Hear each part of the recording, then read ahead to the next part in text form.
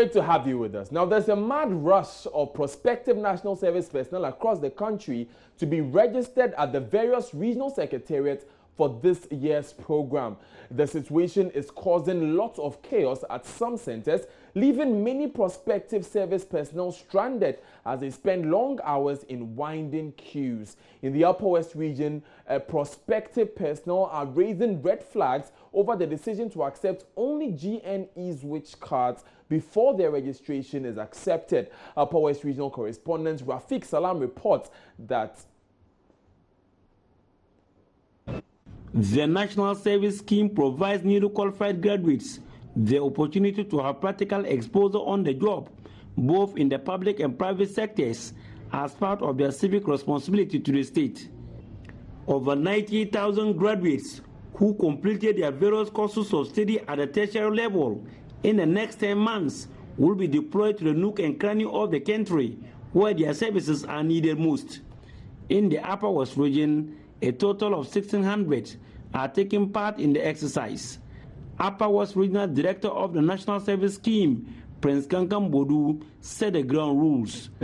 Please, for God's sake, do not pay money to anybody, including National Service staff here in the office, even me, myself, who is the regional director. I'm not supposed to take any pesewa from anybody. The exercise in the wisdom of government is devoid of payment of any money. That is why you need to go through the process without giving any money. Changes national service in own wisdom. It's a human institution. So if a change is based on a good grounds, if a change is based on a good legitimacy, then of course we need to look at it, we need to interrogate it, and then if you merit it, then you change. But for the mere sake change that, oh, me, I'm the only daughter in my family, I am this, I'm that, we will never consider this. That is why we say national service is a service. There was mad rush for registration forms when the green light was given for the exercise to begin. Officials of the Upper West Regional Secretariat of the NSS, however, had difficulty controlling them due to the large number of the personnel and the few registration officials available. The process was moving at a snail's pace. Some of the personnel were happy to be part of this year's National Service Program. They, however, had some concerns on the registration process. Esther Abakuri and Munabalono Sangu let me in on the concern. When we were doing the registration for the national service, they said any bank, e-switch, they need e-switch from any bank. So some of us did ADB, some did GCB, and now we got here and they said the 3 northern regions are supposed to use GM Bank. So we are here with our document all ready to do the registration, but we can't do it unless we get the GM Bank. So some of us had to go back, and when you get to the bank too, they said there's no network. So there's a lot of there are a lot of difficulties that we are facing here. We are only allocated to one bank, and looking at our number is very great. And we are also supposed to be told since, but it's today we get to hear that, and they bring to our notice that we have to be restricted to only one bank, and our number is very great. Prince Kankam Bodu explained why the sudden change in plan. Certain banks meant for each region. When you come to Upper East, Upper West, we are dealing with DN Bank. It's not our own making, and for that reason, we need to appreciate that because we know for sure that some of you are already in possession of some e-card, some e-switch card. But for your own good, we expect you to get a e-switch card emanating from GN Bank. So even if you haven't 10, 20, whatever it is, you need to get GN Bank e-switch card. Reporting for J News, Rafiq Salam. Wow. Let's also move to Takoradi in the Western region and speak with Inathalia Kwanzaa for the latest development in that part of the country. Inathalia, if you can hear me, what is the situation currently with the National Service personnel registration in Takoradi? Okay, from yesterday, there are over 7,000 national service personnel who are lined up at the office of the National Service Secretariat. Most of them tells me off record that they have been there for 3 to 2 days now. They are unable to register and they are frustrated because it's a raining season. They have to stand in the rain and then go through all those frustrations, while some people are using protocol means to get their people registered. But I also spoke to the regional director for the National Service Secretariat, Ken Jamesy, who said no, things are running as it should. But the only issue is that the National Service folks have refused to go by the structures they have put in place for them. And because of that, yesterday they had to seek people from the police, the regional police commanders, to help them to come tension at the regional police, at the National Service Secretariat here in the Western region. Right, thank you very much, Natalia Kwanzaa, for giving us that situation in the Western region. Let's go over to Joy News' Maxwell Agbagba, who is currently, Maxwell Amofia, who is currently at the Accra Regional Secretariat, monitoring the processes there to bring us up to speed on the registration underway. Hello, Maxwell. What can you report from the Accra Regional Secretariat? Well, so I'm here at the backyard of the Ministry of Information, where the Ghana West, Ghana South, and Ghana Central, prospective national service personnel are supposed to register to validate their status as national service personnel. And I got here around 11:30, and up to now, you could realize that the queue, there's a very long queue here. It never seems to reduce. I tried, interviewing some of the staff from the Secretariat to find out why this is so, but they've all declined to speak, asking that I get clearance from the regional director or the administrator.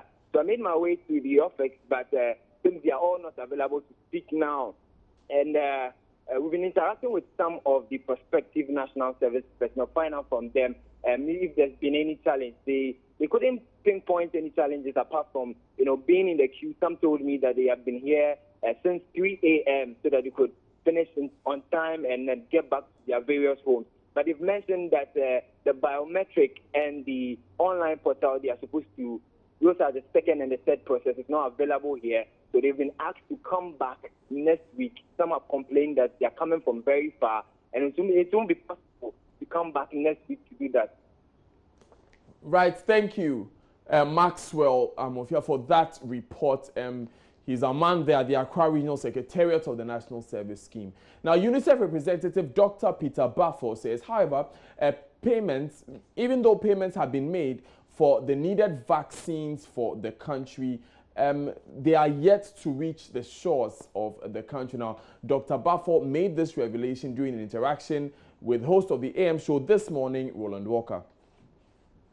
For this polio vaccine that we are talking about specifically, these are among group of vaccines that we call traditional vaccines. Government pays for those vaccines, and then UNICEF helps to get the vaccines in country. So we are not very sure probably what has caused the delay, but what we do know is that there's this report out there that vaccines, polio vaccine, has run out of stock in the country. So this information got to us, but as far as we are aware, government actually has paid for the vaccines, and UNICEF is helping to get vaccines in country. Well, logically, I should assume, just like has been done in the past, you know the estimates, you know the numbers, and so you need to get them in place before stocks run out. Why don't we have that cycle? Well, I think governments and the EPI team are better placed to speak about that. UNICEF is not an implementer, and UNICEF directly does not give vaccines to children. We wouldn't know what is in their stock. So I think the EPI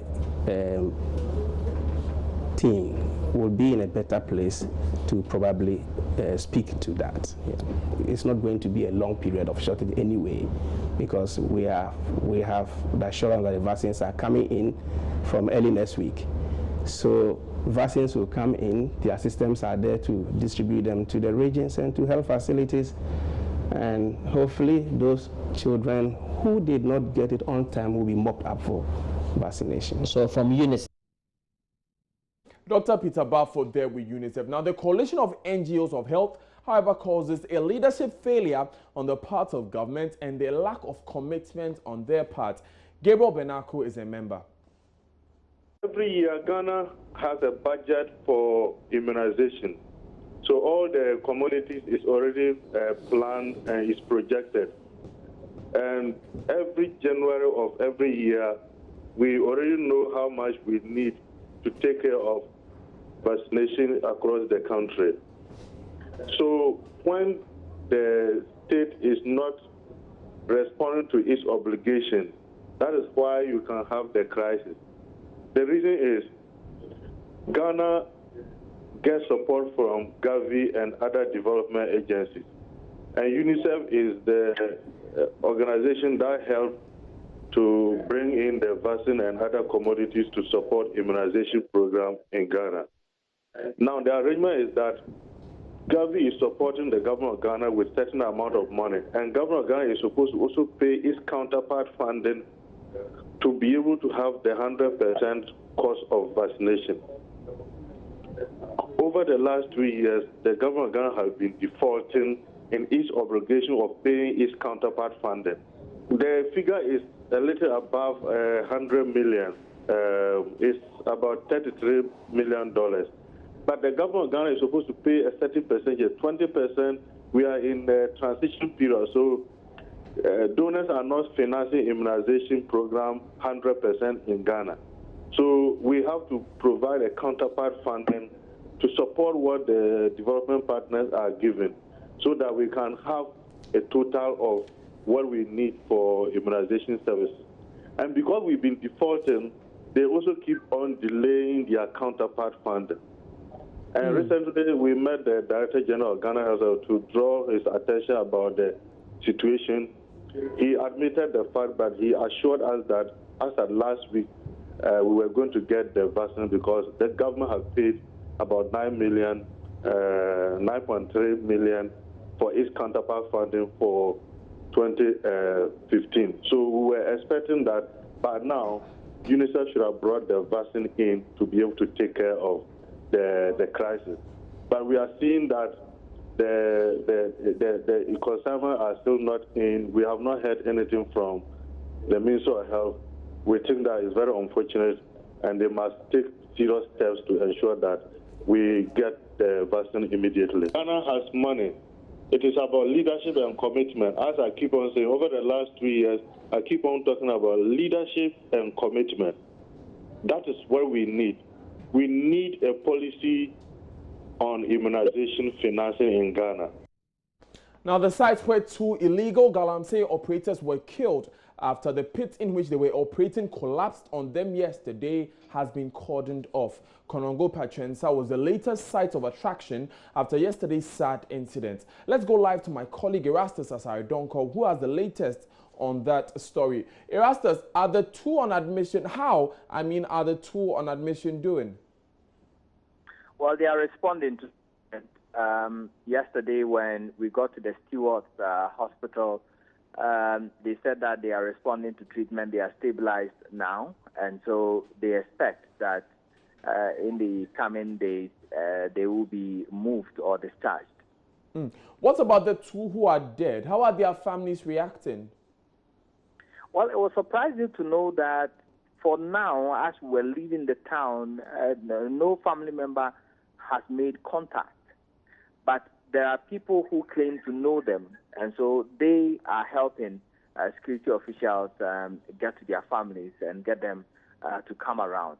But it's not coming as a shock or a sadness or as a deterrent to the people who are mining. In fact, yesterday, even as we were there, the galamseyers were waiting for an attempt to get back to site and start mining and even collect the soil that has been scooped by the excavators.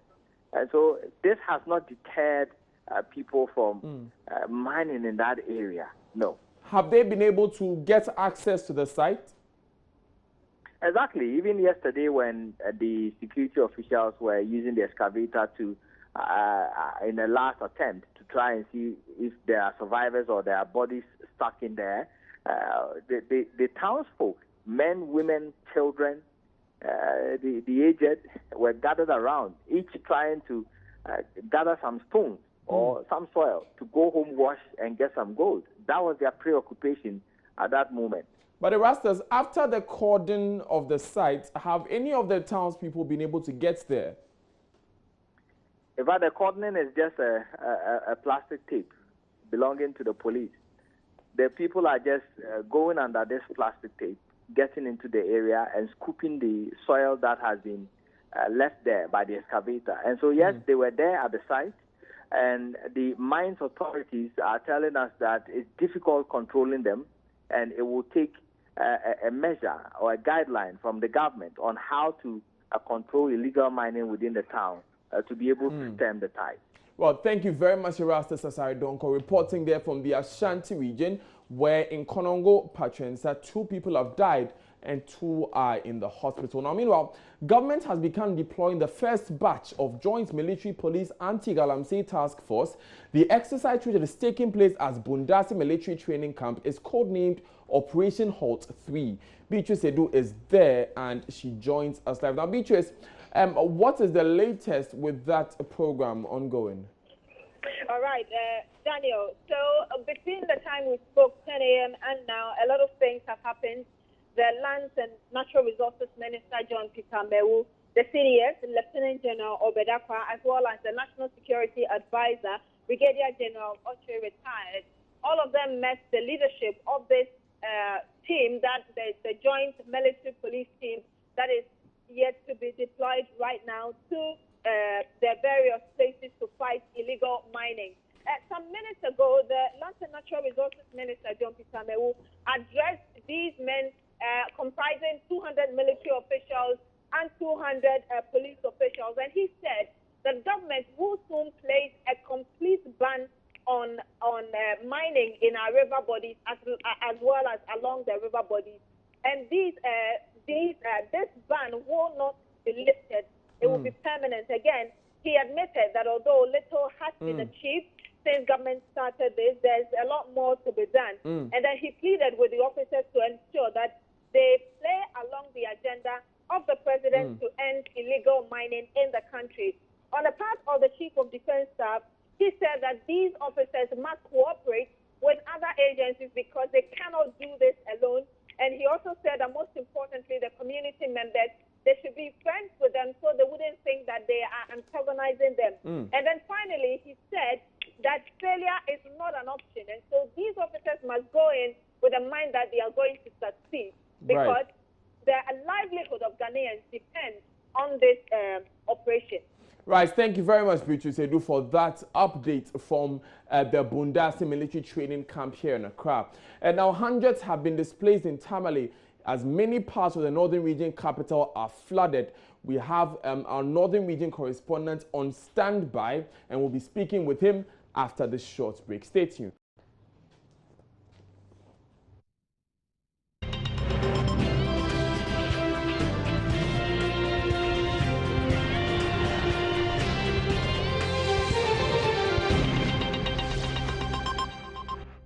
Thanks for staying with us. Now, torrential rains in the Northern Region capital of Tamale have left many parts of the city flooded, with hundreds of residents displaced. Various schools have been shut down as a result of the situation. Northern Region correspondent Hashmin Mohammed has himself been a victim of the flooding. He joins us on the line now with details of the situation. Hashmin, it must be very difficult for you and many residents of the Northern Region as you've been affected by the floods.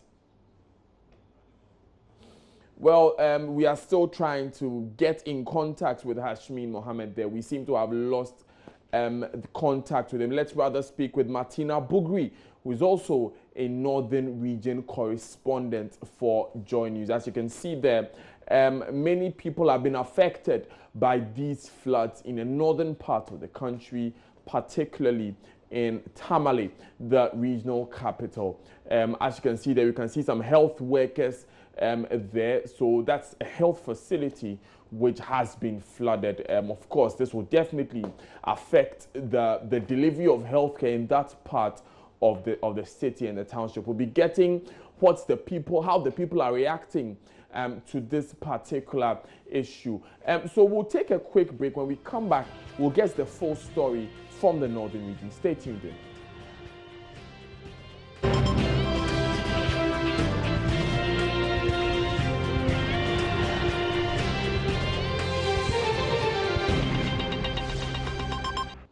In our special report for today, we'll tell you the story of Simon Aivo, who's been a mortician for the past 28 years. In this piece put together by Forgive America, Mr. Aivo discloses his experience at the mortuary, relationships with friends and family, and health complications associated with the profession. You want to see this?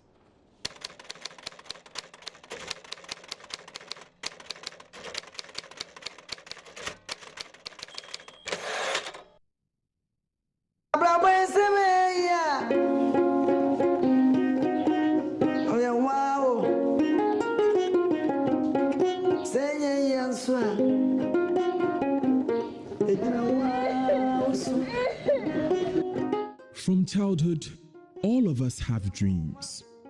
We dream of the beautiful lives we would have and the wonderful jobs we would do to help humanity. What would you like to be in future? I would like to become an engineer in future. I would like to become a journalist in future. But what about working at the mortuary? Choosing a career where you spend all your working life taking care of the dead. It may sound weird, but the reality of the fact that all of us will die also requires that somebody takes up the job of working in the mortuary, where almost every one of us will be kept before we are buried.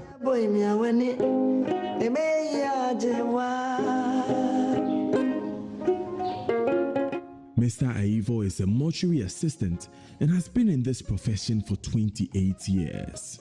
Mr. Tejmano, let me near them for, but a children are the father for. It's almost a mother, Sebi, say, and among poor. No more young woman. At times, so maybe I'm told you, and say, according to almost David, almost my median separate. Say, almost person with Miss Abaka, Modianum. They say, a journey time. And now, who join a grandpa sent to home as an Indian, a bit of no. What someone say, oh, say, as some kind of family and Tissa. They say, Sebu Nipa, Ena Nipa, and now, who free Mizwa, a Yonku Nipana, the bed, a bois, SCU, and Sana. Adio Kufia.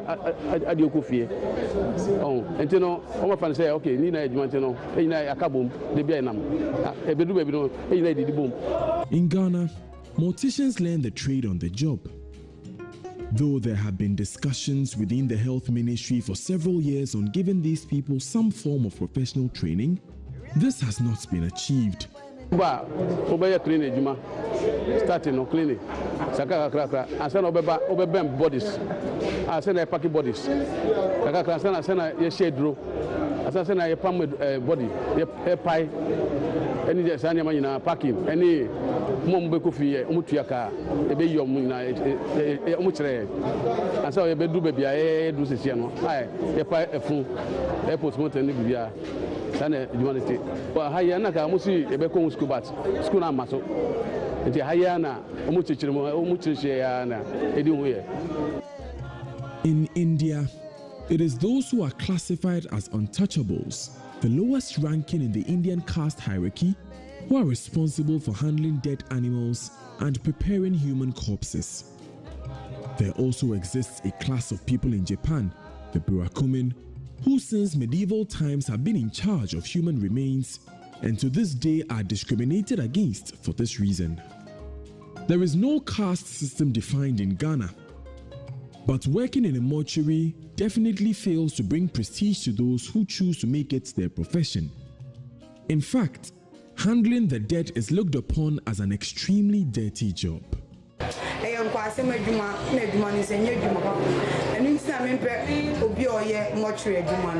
can't marry much, but please, pardon me that. No, that's not my destiny.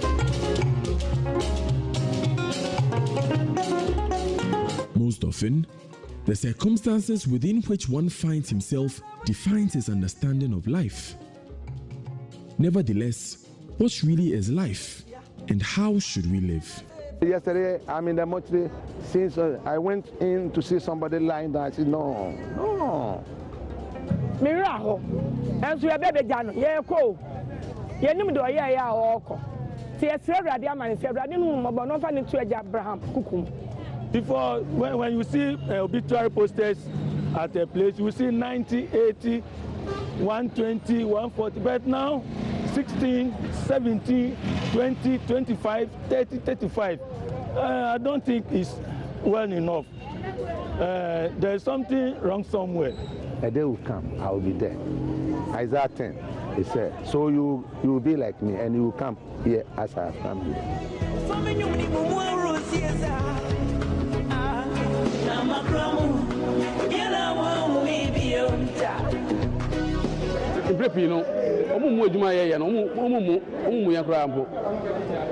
Na sebio obi biara obewubia no emochi na yedibo ko ansana yako didaw awofie asa ye ohun eye esusu no ohun adwuma se komo ohun adwuma se komo ana sebio adwuma ye no efi adwuma te no omumu yakura ana school na yako no yanko school papa yanko university ntino ye adwuma de condemn kra ntino omumu yahwe but ye ne me pese me ka she Ghana mpanyefo na se ye pa omu chew se adwuma no se omu se bio president o lawyer o obi biara obi bia no e mo chene diba se se me tumi hu se oni pada se ni ense fe ese ni oda ho no e se wa e ni free mu ntino hu ni free mu ntino akwa adua enti atami so me hia me se enti sana me so me ye dachi e mo bo so nyanya akwan na somebody dey want to me bia because many attention is you to the go for the paper be walk up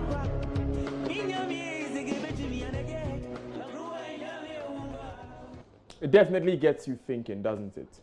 Thinking about death. Now, moving on, the Deputy Chairperson of the Electoral Commission, EC, in charge of corporate services, Georgina Opoku-Amankwa, has disassociated herself from a purported response from her to the chairperson of the commission, Madame Charlotte Osei, after the latter accused her of signing contracts without proper authorization.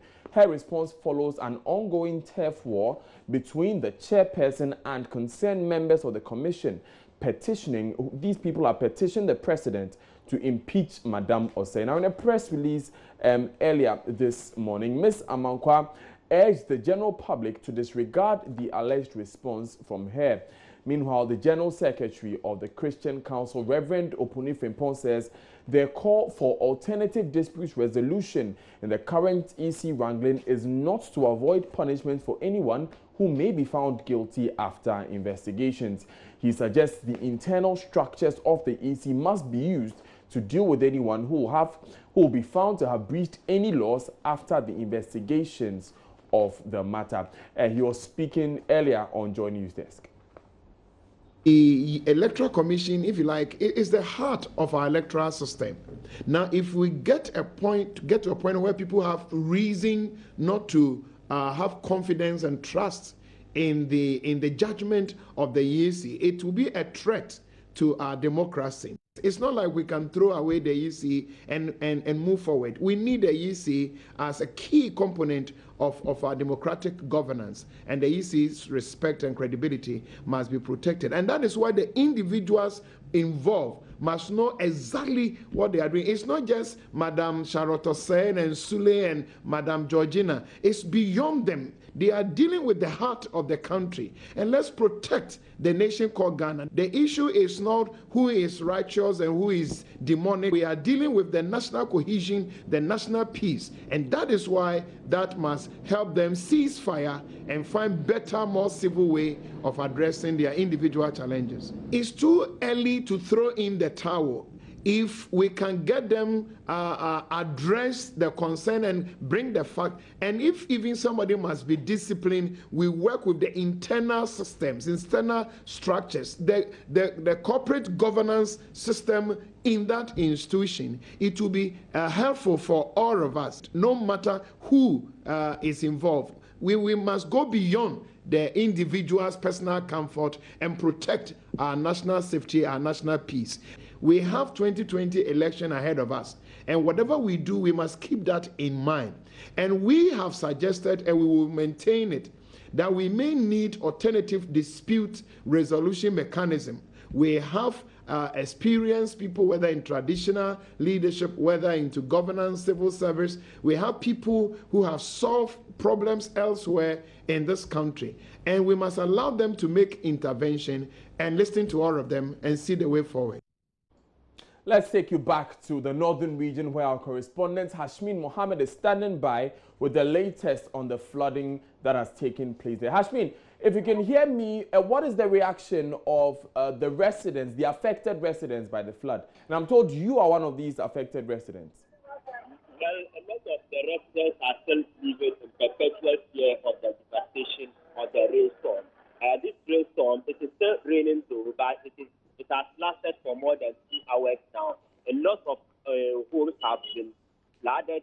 The residents have lost a lot of their property. The flood have washed away their electrical equipment, their clothing, and then a whole lot. We are also learning that 3 other people are yet drawn in some parts of the area, and a rescue team is a rescue team have been called upon in search for these people who are yet drawn in some parts of the area. But I have to say there are some of the residents who are saying that authorities are not doing enough in terms of storm drains in their Hashmin. Hello? Right. Yes. Before we go to the residents, how widespread would you say this flooding is? Well, for the first time, areas that usually do not get flooded are now flooded. And this rainstorm is very serious, and virtually all parts of the metropolis is flooded. And many of the residents are saying that if it continues as the rain is still on, then they will not be able to pass the night in their various homes. Now, we saw in some of the pictures that some key installations like hospitals are flooded. Tell us about that. Yes, at the Tamale Teaching Hospital, when I visited there early this morning when the rain started, many parts, the OPD sections and then some of their offices were also flooded. This is simply because of the lack of solid drains in many parts of the community. Is the hospital working? Well, the hospital is working.